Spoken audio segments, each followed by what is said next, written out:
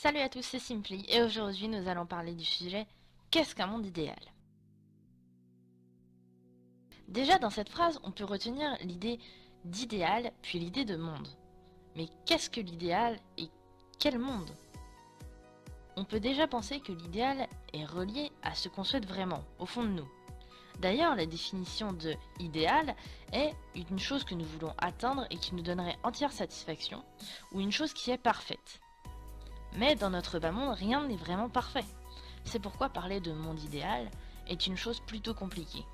Cependant, le mot monde peut représenter beaucoup de choses.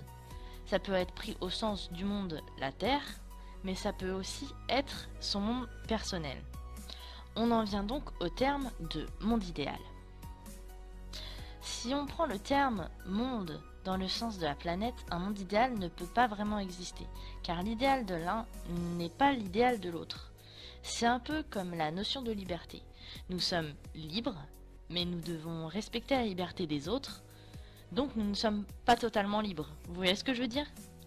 Donc, pour répondre à la question qu'est-ce qu'un monde idéal en suivant cette logique, il ne peut pas y en avoir.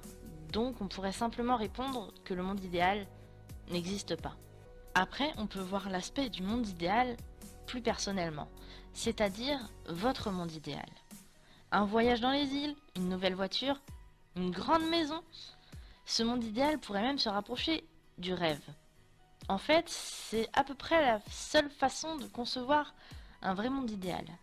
Ce n'est pas le monde idéal de tout le monde, mais le vôtre. Peut-être plusieurs personnes partagent la même vision de vous du monde idéal, mais ça n'en fera pas le monde idéal de tout le monde. C'est tout pour aujourd'hui, je vous laisse réfléchir à ça et me donner vos avis en commentaire. N'oubliez pas de mettre un pouce bleu si la vidéo vous a plu et à vous abonner pour ne pas rater la prochaine vidéo. Tchuss!